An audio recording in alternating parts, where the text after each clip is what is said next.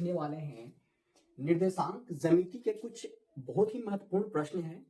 तो आप इसको देख लेते हैं तो आपको नंबर छूटने वाला नहीं है एग्जाम बोर्ड में। तो कहता है निर्देशांक ज्यामिति है, ये चैप्टर का नाम आप पढ़े होंगे, क्लास 10th का चैप्टर है। देखिए इसमें बोल रहा है क्या कि हमें यहाँ पर डायग्राम ले लिया हूँ। अभी तो यहाँ से बहुत से प्रश्न पूछते हुए हैं एग्जाम बोर्ड में, इसलिए आपको ध्यान देना है। जैसे कि पूछता है कि जैसे कि यहाँ पे 5 और 5 कौन से पाद में आते हैं, कौन से पाद में आते हैं, 5 और 5 कौन से पाद में आते हैं। तो देखिए प्रथम पाद में क्या होते हैं, प्लस और प्लस होते हैं। क्या प्लस और प्लस होते हैं। प्रथम पद में क्या होते हैं, प्लस और प्लस। इसको ध्यान से देखिएगा तो आप नंबर को पकड़ पाइएगा। यहाँ पे बहुत से प्रश्न लिखा हुआ है भैया, बहुत से जो प्रश्न पूछने के पूछते हैं वही प्रश्न लिखे हुए हैं। तो यहाँ बोल रहा है प्रथम पद क्या होते हैं, प्लस और प्लस होते हैं। जैसे कि यहाँ पे एक हम एग्जांपल लेते हैं क्या, जैसे कि आपको देता है 3 कॉमे 3, यहाँ 3 और 3 कौन से पाद में रहेगा, तो प्रथम पाद में रहेगा।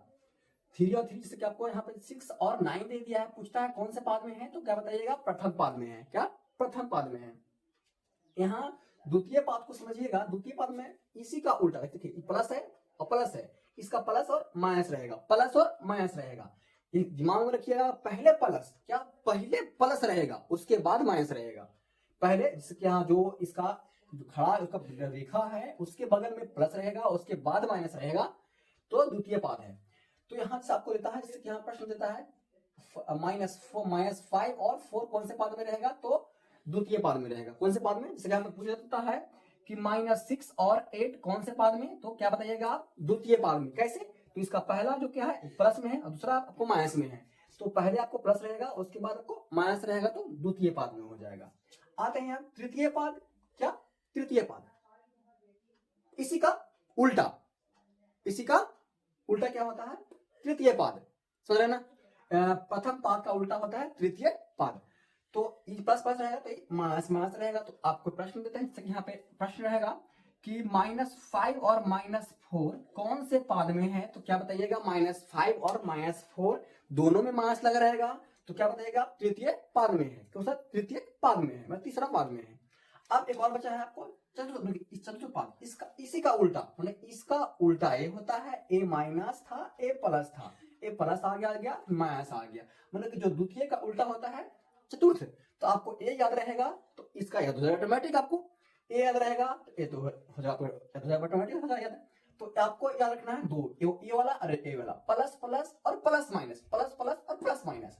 तो यहाँ होगा माइनस माइनस और प्लस माइनस, हो गया ना। जैसे कि आपको यहाँ पूछता है, बताइए कि -4 और 8 कौन से पाद में है, तो -4 और 8 कौन से पाद, आपको दिमाग लगाना है, प्लस माइनस, तो क्या द्वितीय पाद में है।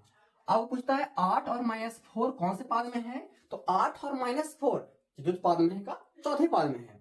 तो बताता आपको -5 और -4 कौन से पाद में है, तो तृतीय पाद में है। क्या समझ गया आप, तो ये आपको समझ गया, प्रथम पाद, द्वितीय पाद, तृतीय और चतुर्थ।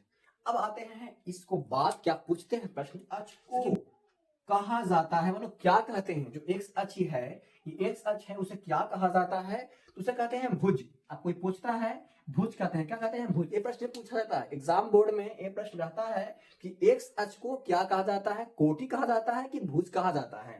तो एक्स अक्ष को क्या कहते हैं, भुज कहते हैं। क्या भुज कहते हैं। दूसरा प्रश्न है कि y अक्ष को क्या कहा जाता है, y अक्ष जो रहेगा उसे क्या कहा जाता है, तो उसे कहते हैं कोटि। क्या कहते हैं, उसे कोटि कहते हैं।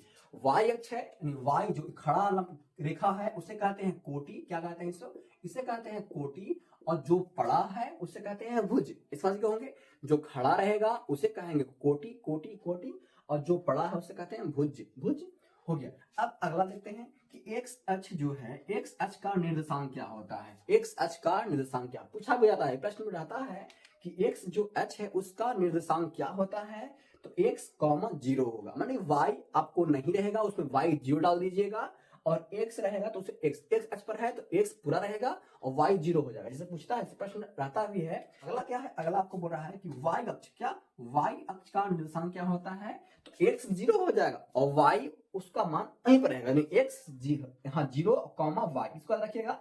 x अक्ष रहेगा x, 0, y अक्ष रहेगा 0, y, समझ गए। अगला कहता है कि मूल बिंदु का निर्देशांक क्या होता है, तो 0 और 0 होगा। क्या होगा, मूल बिंदु का निर्देशांक यहाँ ये है मूल बिंदु, इसका 0 और 0 होगा। नहीं पूछता है तो मूल बिंदु का क्या बताया जाएगा निर्देशांक 0 और 0 होता है। अगला आते हैं इसमें, यहाँ प्रश्न कहता है, एक प्रश्न है वो कहता है कि मूल बिंदु से किसी बिंदु की दूरी क्या होता है। आप जानते हैं फार्मूला है, आप पढ़े होंगे, जानते होंगे कि मूल बिंदु से किसी बिंदु की दूरी होता है root over X square plus Y square. X square plus Y square क्या फार्मूला है कि मूल बिंदु पूछता है, फार्मूला क्वेश्चन में रहेगा आपको ऑब्जेक्टिव क्वेश्चन में कि मूल बिंदु से किसी बिंदु भी की दूरी ज्ञात करना है, चाहे दूरी निकालना है तो किस फॉर्मूले द्वारा निकालेंगे, तो under root X square plus Y square द्वारा निकालेंगे। अगला कहता है कि दो बिंदुओं के बीच की दूरी क्या होता है, तो दो बिंदु यानी कि बिंदु यहाँ रहेगा एक और यहाँ रहेगा आपको एक दिया रहेगा बिंदु, यहाँ जैसे 4,6 है, यहाँ 5,4 है और दोनों के बीच की दूरी निकालना है, यानी कि ए और बी के बीच की दूरी निकालना है। तो इस पे हम आएंगे, क्या आएंगे, root over x2 minus x1 और प्लस y2 माइनस y1 का होल स्क्वायर, यानी इसी का x2 माइनस x1 का होल स्क्वायर और प्लस y2 माइनस y1 का होल स्क्वायर, रूटे के अंदर दोनों क्रिया होगा और उसके बाद जो आएगा वही आपका आंसर होगा। यानी आपको इसको रख लेना है, दो बिंदुओं के बीच की दूरी क्या होता है, मूल बिंदु से किसी बिंदु की दूरी क्या होता है, और जो मैं यहाँ पे बताया हूँ आपको सब बारीकी से देखना, कोटि भुज यहाँ से देखते हैं तो आपको यहाँ से 3-4 नंबर, आपको 5 नंबर जरूर आने वाले हैं, इसलिए 5 नंबर हैं तो आपको रटना है और इसको देखना है। जहां निर्देशांक ज्यामिति इसमें से आपको ऑब्जर्वेशन इसमें दिखा गया है फॉर्मूला। तो और कुछ इससे प्रश्न बनते हैं तो वो आगे आपको बताया जाएगा, आपको इतना पढ़ लेना है। तो मिलते हैं नेक्स्ट वीडियो में नए वीडियो के साथ। और वीडियो अच्छा लगा तो वीडियो को लाइक करिएगा, प्यार से कमेंट करिएगा, वीडियो को शेयर जरूर करिएगा अपने दोस्तों में।